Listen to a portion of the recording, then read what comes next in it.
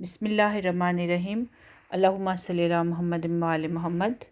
अस्सलाम वालेकुम। माशाल्लाह आज मैं आपसे शेयर कर रही हूँ आटा गूंदने का तरीका। ये आटा जो है ये पराठों के लिए है। आप इससे किसी भी तरह के पराठे बना सकते हैं, मीठे पराठे, आलू के या कोई भी। मैं इससे इंशाल्लाह मसाला पराठा जो है वो मैं आपसे शेयर करूँगी। तो ये 8-10 पराठों के लिए जो है वो ले लिया आटा, सिंपल आटा जो हम घर में यूज़ करते हैं गंदम का। तो उसके साथ जो है पानी वो जो ज़रूर यूज़ होता है ज़रूर इसमें। तो 1/4 ग्लास दूध का है, 2 चम्मच ऑयल है। ठीक है, इस तरह मैं आटे में पानी डाल के जो है इसे मिक्स कर रही हूँ। तो दूध भी डाल दिया।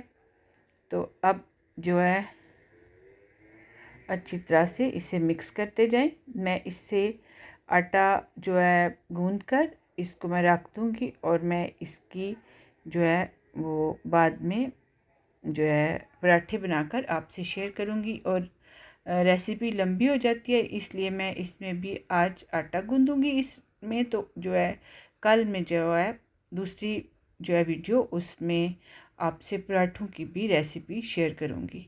ठीक है, तो ये माशाल्लाह इस तरह मिक्स करते जाए। मैंने ऑयल भी डाल दिया है और हाथ से अच्छी तरह इसे चलाते जाएं और मिक्स करते जाएं। ठीक है, तो ये जो आटा नीचे रह गया, अब इसमें भी मैं थोड़ा पानी लगाऊंगी। इस तरह डालते जाएं और इसे जो है अच्छी तरह से मिक्स करते जाएं। ठीक है, तो मैदे के भी पराठे बन जाते हैं। हाफ़ मैदा ले लें, हाफ़ जो है आप आटा ले लें या सारा ही मैदा ले लें। तो ये पराठे मैं जो है वो मैं इस तरह जो है बनाती हूँ। तो आपको ये तरीका पसंद आएगा, आप इसे ज़रूर ट्राई करें। तो जो है ये बच्चों को, फैमिली को इंशाल्लाह पसंद आएगा। वैसे भी पता है मैदा आजकल बहुत यूज़ होता है, तो इसलिए इस तरह के भी आप बनाकर ट्राई करें तो इंशाल्लाह जो है पसंद आएगा। और वैसे भी सेहत के लिए भी अच्छा है। ठीक है, तो